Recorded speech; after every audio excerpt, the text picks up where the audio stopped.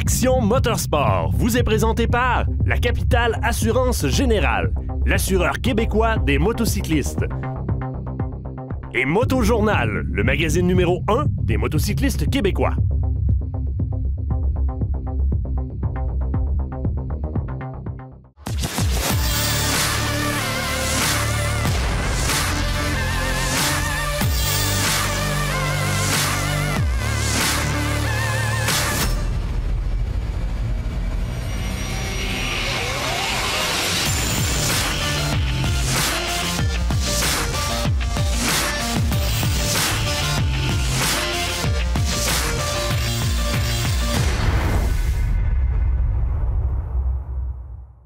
Vous savez qu'à AMS Moto, on n'est pas du genre à vous cacher quoi que ce soit. Oui, on est à l'autodrome de Montmagny Speedway où on va essayer cette magnifique Yamaha FJR 1300.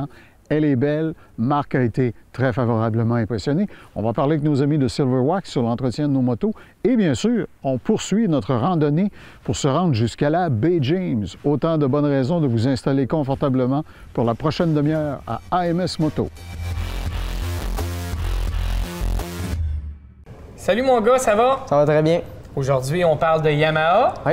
Je pense qu'on peut dire que c'est un manufacturier qu'on affectionne particulièrement pour la qualité de ses produits. Exactement. On a la nouveauté, le XSR. Ça, c'est, on peut dire, la version néo-rétro de la FZ09. Exactement, parce que c'est le même moteur que la FZ9 ou que la FJ09. C'est quel moteur exactement? C'est le 3 cylindres 900 cc. OK, c'est un 900cc 3 cylindres. Le même que la FZ09. C'est ça, même chose. OK. Ça a un look ancien, mais ce qui est beau, c'est qu'ils ont su incorporer des choses extrêmement actuelles. Tu sais, je te donne par exemple là, le réservoir en aluminium brossé. Puis, tu sais, on a gardé les nuances comme la lumière ronde, les cadrans ronds. En arrière mais aussi. Avec du LED dedans. C'est ça. Fait que, tu sais, c'est ça, ils disent vieux, mais c'est la technologie d'aujourd'hui quand même. Parce que tout comme la FZ9 et la FJ09, il y a les 3 modes de puissance, le A, le standard et le B. Tu as des contrôles de traction aussi, donc avec beaucoup de contrôle, pas beaucoup de contrôle ou complètement à off. Tu peux des petites technologies qui font une moto qui est avancée technologiquement, mais qui a le style ancien. Moi, là, j'adore la selle.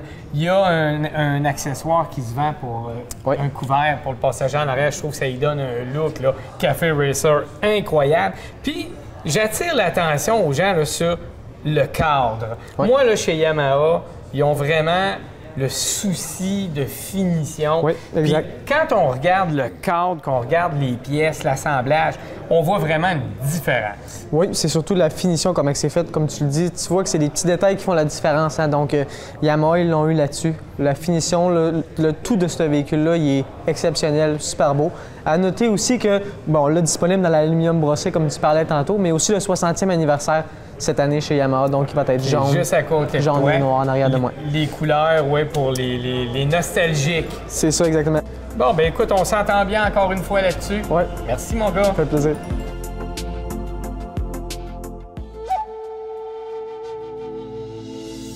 À AMS Moto, on vous entretient depuis plusieurs semaines déjà de la possibilité fantastique d'aller à la Bay James, de faire le trajet exotique et de visiter là-bas. L'hydroélectricité qu'on trouve là-bas, c'est sans aucun doute la cerise sur le Sunday. Steven Pomerleau est avec moi, il est directeur marketing, Tourist Bay James et Yoichi. Et Dan Boucher est allé, il a visité, il en a gardé de bons souvenirs.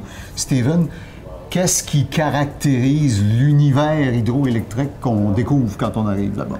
C'est sûr, rendu à Radisson, c'est ça, la grosserie sur le Sunday, comme tu as dit, en arrivant. Donc, l'hydroélectricité, donc les grands barrages hydroélectriques là, des années 70 qui ont bâti. Donc, c'est vraiment impressionnant à voir qu'on est sur place. Donc, ça vaut vraiment le détour. Puis, on peut voir là, donc, toute l'évolution de la construction, de la transformation jusqu'à la distribution avec différentes activités. Là. Donc, il y a le parc Robert à Boyd, Donc ça relate la construction des barrages, donc comment ça a commencé. OK, et toutes les étapes et tout ça. Exactement. Donc, on suit le guide... Comme un centre d'interprétation, quelque chose. Exactement. Donc, il y a un guide, M. Belrose, un guide super coloré, donc il vous embarque dans des histoires, des légendes. C'est vraiment intéressant. Puis, il y a un monument également, donc il y a au-dessus de 120 000 noms de tous les bâtisseurs qui ont participé au projet. Donc, qui ont signé leur construction. Donc, ceux qui ont déjà travaillé là-bas ou qui ont des amis ou des proches, donc on peut retrouver le nom de cette personne-là sur le site du Parc Robert du patrimoine. Et voilà. Donc, ça, c'est vraiment intéressant à voir avant de visiter les barrages, je vous dirais. Ensuite, juste à côté, on a l'aménagement Robert Bourassa, communément appelé LG2. Donc, c'est la plus grande centrale hydroélectrique souterraine au monde. Donc, c'est super gros, c'est vraiment intéressant. Il y a également l'évacuateur de crue que l'on voit en photo, en vidéo d'habitude. Donc, c'est super impressionnant. C'est 10 marches. Ça s'appelle les escaliers de géant. Oui, j'ai vu ça. Chaque marche peut contenir 2 terrains de football, juste pour mettre un peu en... Tu as visité, Dan? T'as aimé ça? Oui, c'est vraiment grandiose. Moi, j'ai visité LG1 et l'aménagement Robert Bourassa. Comme Steven le disait, c'est la plus grosse centrale souterraine au monde. Donc, quand tu prends le bus pour descendre, pour aller en bas, tu te rends compte que c'est vraiment gros. Les marches de géants aussi, c'est vraiment... C'est pas comme à la télévision, t'es live. C'est le flow du spectacle, c'est le cas de le dire. C'est gros. Si on veut plus de détails, Steven, pour nous aider à organiser le voyage, quel serait le site? On visite le décrochercommejamais.com. Fait intéressant aussi à noter, à l'été 2016, ils vont changer une turbine de LG2. Donc, c'est gigantesque, c'est plus grand qu'ici. Donc, et puis, les gens vont pouvoir la voir, là, elle va être sortie de... Entrer dans la cavité, tout ça? Wow! Voilà. Spectaculaire. Ça donne le goût de la baie James.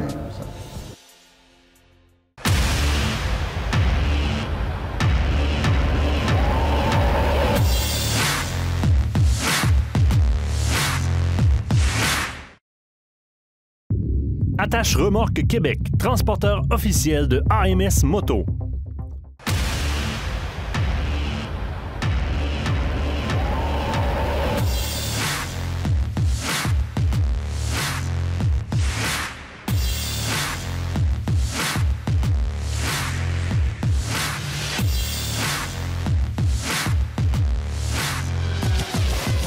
Hey, ça, c'est malade. J'ai hâte qu'on essaye ça. Ça va aller à l'automne, par exemple. Cette semaine, on y va avec le FJR 1300 en essai. Oui, puis le FJR 1300, mais avec les suspensions qui s'ajustent électroniquement. Puis ça, moi, ça me fait triper. Autant que ça te fait triper. Ouais. Écoute, tu peux l'ajuster juste pour le pilote. Tu peux l'ajuster le pilote avec un passager. Le pilote avec des bagages. Le pilote avec un passager puis des bagages. Alors, il y a des ajustements, puis tout ça se fait à la volée, assis sur ta moto. Ensuite, tu peux avoir au niveau de la conduite 3 modes, soit soft, standard et hard. Puis chacun de ces modes-là, tu peux les mettre à jusqu'à -3 et à +3. Ça fait que tu as des ajustements pour avoir une conduite vraiment personnalisée. À ton goût. À son goût. Ouais. Fait que je pense que Marc va bien s'amuser avec notre FJR 1300 cette semaine.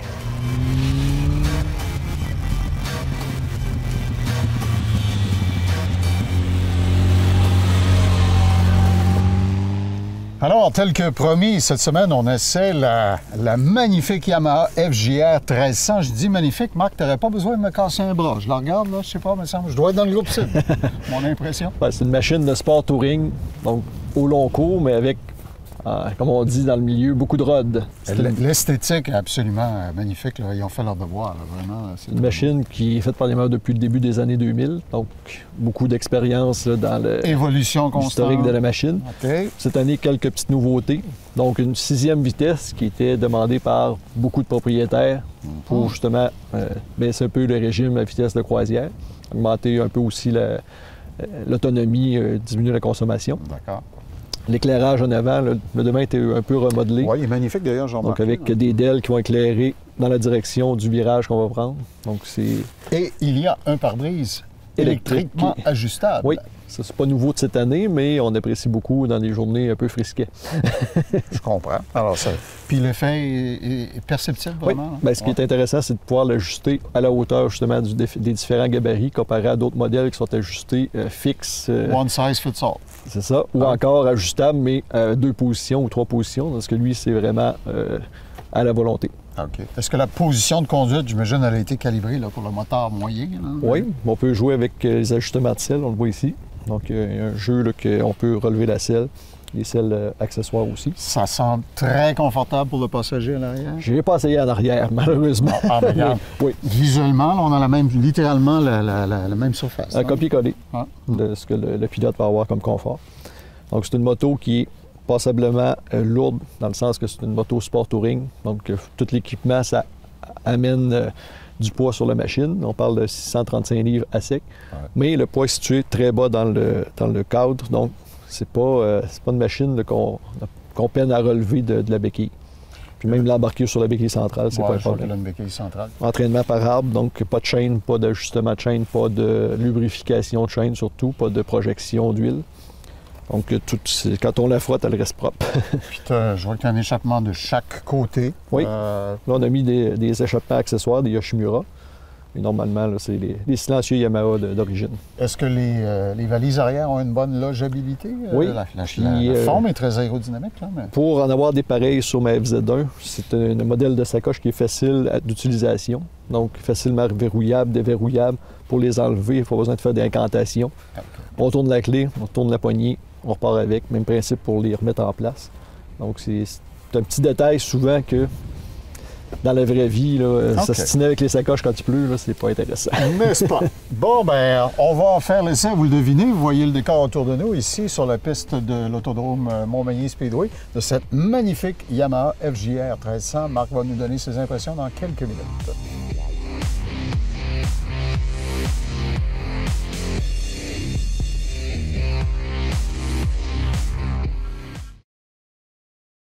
L'essai routier a été effectué à l'autodrome Montmagny Speedway.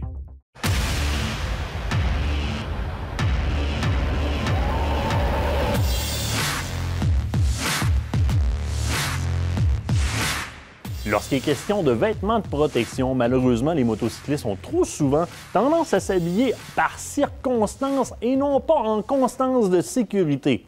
On prend le cas typique du motocycliste qui doit se déplacer sur une courte distance, souvent dans des rues qui vont aller d'une vitesse maximale en deçà de 50 km/h, va facilement prendre la décision de strictement mettre son casque de moto comme élément de sécurité.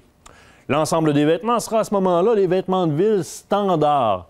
Eh bien, il faut aller du côté de la statistique. Par exemple, en Europe, une étude prouve qu'au-delà de 73 % des accidents répertoriés en moto par année se sont faits en deçà de 50 km/h.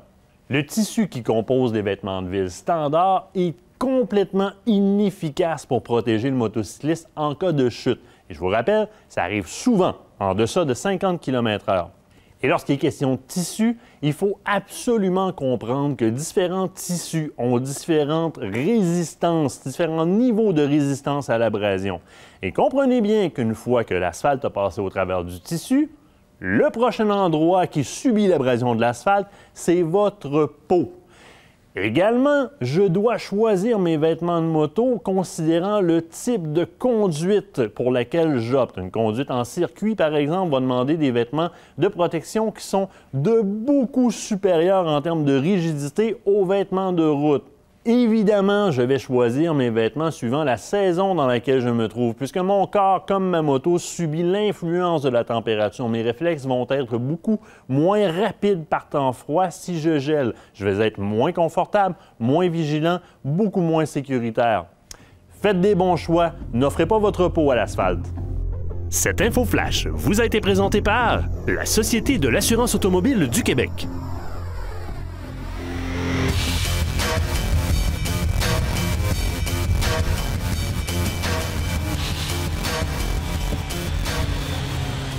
Alors, par cette fraîche journée sur l'autodrome Montmagny Speedway, Marc faisait l'essai de cette Yamaha FJR 1300. On t'a pas maltraité, c'était bien équipé, tu avais du confort quand même malgré les éléments. Oui, puis c'est surtout une moto qui était bien agréable à rouler sur un circuit. C'est pas toujours des motos à vocation touristique qu'on amène sur un circuit. La FJR est intéressante dans ce sens-là parce qu'il y a un beau couple. On parle de 102 livres de couple à 5000 tours. Donc sur circuit, on fait virer, il n'y a pas de problème. Qui dit circuit dit des inclinaisons, des courbes qui viennent des fois plus vite qu'on pense. Oui. Freinage, ça donne quoi? C'est très bien. Puis c'est aussi une moto qui est très maniable. Donc, on va rentrer dans la courbe. Ici, on a une espèce de tire-bouchon qui fait un gauche-droite en descendant. On peut rentrer dessus, appliquer les freins. La moto ne sera pas déstabilisée. C'est une moto aussi qui va pardonner. Donc, on va rentrer trop rapidement dans une courbe. On applique les freins. C'est pas déstabilisant. En termes d'électronique, je te voyais jouer avec les menus tout à l'heure. Il y avait plein de fonctionnalités. Des fois, les gens se plaignent, il y en a trop. C'est adéquat sur ça? Bien, comme l'ajustement de suspension, au lieu d'aller jouer, aller s'écorcher les doigts pour ajuster la précharge du ressort en arrière, c'est tout électronique. Tout ça se fait depuis le poste de commandement. Le bout du pouce, on ajuste selon la charge de la moto, selon l'environnement aussi. Et comme tu parles de l'ajustabilité de la suspension, ça veut dire que si on décide spontanément, par exemple, de prendre un passager, c'est le même genre d'application, ça va nous permettre de corriger l'assiette. Exactement. Ah, fantastique. En termes de carénage, il n'est pas énorme. Est-ce qu'il fait bien le travail? Il n'est pas énorme, mais il est bien pensé. Donc, on peut rentrer les genoux à l'intérieur. Souvent, des motos sportives, il y a un carénage, mais c'est fait pour la moto, c'est pas fait pour le pilote. Moi, j'ai toujours recherché des motos que le carénage me cache les genoux, les jambes, si possible les mains aussi. Donc, la FJR, là-dessus, il n'y a rien à dire. Avec le pare-brise ajustable en plus, on peut vraiment se créer une bulle. Les intempéries, c'est pas stressant. D'accord. Alors, avec toute l'électronique embarquée, avec toutes les fonctionnalités, avec l'ergonomie des sacoches dont tu nous avais parlé, qui sont formidables et tout ça, si je veux vraiment faire du touring de longue distance, c'est une recommandation favorable. Longue distance, mais aussi sportivement. C'est vraiment une moto on peut aller faire des courbes à la journée avec ça, il n'y aura pas de problème. On peut user les pneus d'un côté à l'autre. Si je vais avec mes amis à Laconia, je passe pas par l'autoroute, je passe par le lac Mégantic, puis Rangeley, puis les lacs, puis les Orignaux, puis les camions de Pitoune. On s'amuse à prendre une sortie, par reprendre l'entrée d'autoroute, pour reprendre une autre sortie, pour reprendre l'autoroute encore. Ça, ça aide à couper la monotonie, puis avec la FJR, c'est des moments de plaisir. Bien, merci pour l'analyse de la recommandation. La FJR 1300 de Yamaha, je le répète, ils n'auront pas besoin de vous casser un bras. L'essai de la semaine vous a été présenté par RPM Rive-Sud. C'est pour la vie. Les concepteurs de motos ont fait un miracle avec les nouveaux Finima. Richard, c'est très populaire, mais ça pose des défis quand vient le temps de nettoyer et entretenir ça. Oui, définitivement. Tout ce qui est peinture, moi, nous autres, ça nous était demandé depuis plusieurs années. Les peintures, moi, c'est une problématique. Hein? Les gens qui achètent ça, ils veulent pas que ça brille.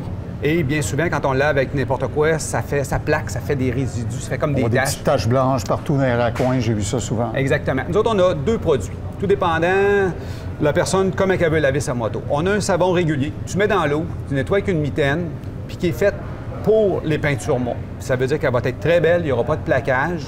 Par contre, on vient de développer aussi un nouveau produit pour ceux qui ne veulent pas utiliser d'eau ou qui sont sur la route. Ça, c'est vraiment nouveau, c'est très intéressant. Tout ce qu'on a à faire, c'est de s'assurer qu'il n'y a pas de sable sur la moto.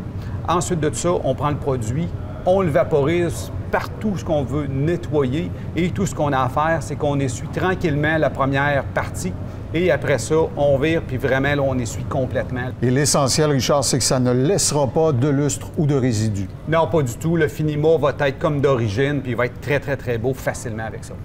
Wow! Bien, merci aux chimistes de chez Silverwax. Quand on dit que la technologie, ça évolue, ça évolue. Ce volet esthétique vous a été présenté par les produits Silverwax. Silverwax, des produits de haute qualité, conçus, fabriqués et testés au Québec.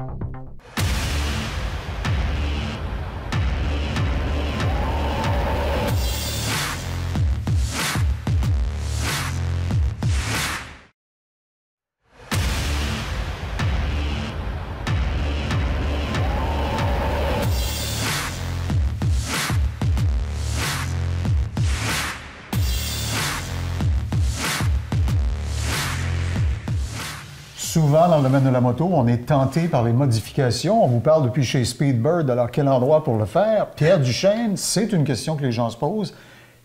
Quel est le seuil de tolérance? Quelle est la procédure avec un assureur comme la Capitale si j'ai l'intention de modifier ou de faire modifier ma motocyclette? Bien, il y a différents types de modifications. Il y a les modifications esthétiques, puis on a les modifications mécaniques, qui sont peut-être un petit peu plus problématiques. Les modifications mécaniques, on en a qui sont faites de façon un peu aléatoire, puis ça ne suit pas nécessairement les recommandations. Le manuel du manufacturier. Oui, exactement. On en a d'autres. Par exemple, Harley-Davidson, on voit ça. Ils vendent des trousses, des ensembles. C'est vraiment des kits qui sont vendus. Puis une fois installés, la garantie du manufacturier continue de s'appliquer. Okay. Donc, c'est sûr que cette dernière modification-là... Pour l'assureur, c'est, mettons, plus réconfortant ou plus attrayant? Même s'il y a une augmentation de puissance, c'est plus réconfortant. Donc, c'est quoi l'impact? Nous, on suggère aux gens d'aviser l'assureur pour plusieurs raisons. Au départ, nous, on tarifie en fonction du modèle comme il est vendu normalement chez le concessionnaire. Alors, si je mets de magnifiques roues Performance Machine sur ma moto qui m'ont coûté 3 000 de plus, il faut que la capitale le sache. Exact. Puis on dit la capitale, mais c'est n'importe quel assureur. Je comprends. Ils vont ajuster la tarification en conséquence. Le fait de ne pas le dire, si on a une perte, bien, l'assureur, lui, pourrait dire, bien, moi, je peux aller chercher la prime que j'aurais dû aller chercher. Qui aurait normalement dû correspondre à ce niveau de risque-là, ou cet équipement-là. Donc, je vais payer dans la même proportion que j'ai perçu la prime, finalement. Donc, les gens, ils vont perdre des montants importants. Je comprends. Ce qu'on ne veut pas vivre. Évidemment, si les modifications sont telles que l'assureur aurait refusé d'assurer le risque, bien, là, on s'expose à tout simplement ne pas être payé. Je comprends. Ce qu'on ne veut pas vivre non plus. C'est ça. Donc, on en parle avec notre assureur. Je pense que c'est de plus en plus commun. On va regarder un peu c'est quoi la nature des modifications. Oui, il y a des primes additionnelles pour ça. À la capitale, nous, on inclut automatiquement un 5 000 $ d'équipement et d'accessoires. Quand je dis équipement et accessoires, ce n'est pas nécessairement des modifications mécaniques. J'ajoute des sacs-coches, un pare-brise, quelque chose comme ça, je vois. Alors finalement, chez la capitale, c'est comme dans un couple, il faut qu'on en parle, il faut se parler. Exactement. Ah, c'est bon, ça. Cette chronique vous a été présentée par la Capitale Assurance Générale, l'assureur québécois des motocyclistes.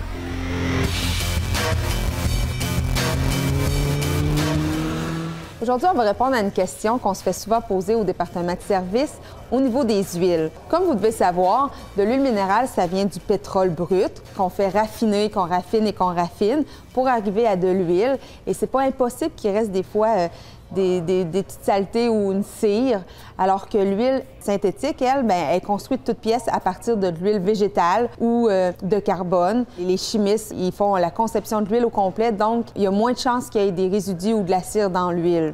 L'huile minérale, au niveau de la chaleur, elle va avoir tendance à faire des petites bulles d'eau quand les pièces moteurs vont devenir chaudes, alors que l'huile synthétique adhère très bien au métal, ce qui fait une meilleure lubrification. Aussi, il faut savoir que l'huile synthétique, bien, avec nos changements de température qu'on connaît ici, bien, elle garde plus sa viscosité, alors que l'huile minérale a tendance à épaissir, voire même devenir solide dans les gros froids. Il faut savoir par contre que l'huile synthétique est plus coûteuse et qu'il faut la changer aussi régulièrement que recommandé par le manufacturier. Elle ne salira pas moins vite, elle va juste offrir une meilleure lubrification. En conclusion, lorsque vos vidanges d'huile sont faites selon les règles du constructeur, une bonne huile de qualité minérale suffira très bien à la tâche. Sur ce, bonne saison.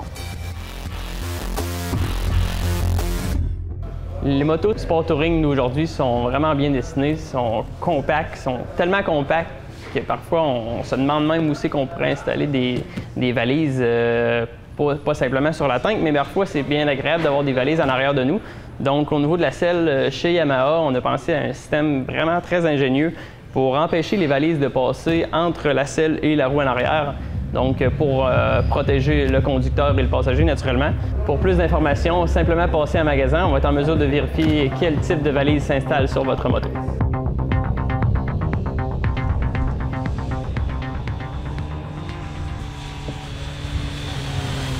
Il y a des gens qui me disent, est-ce que c'est un gros travail à MS Moto?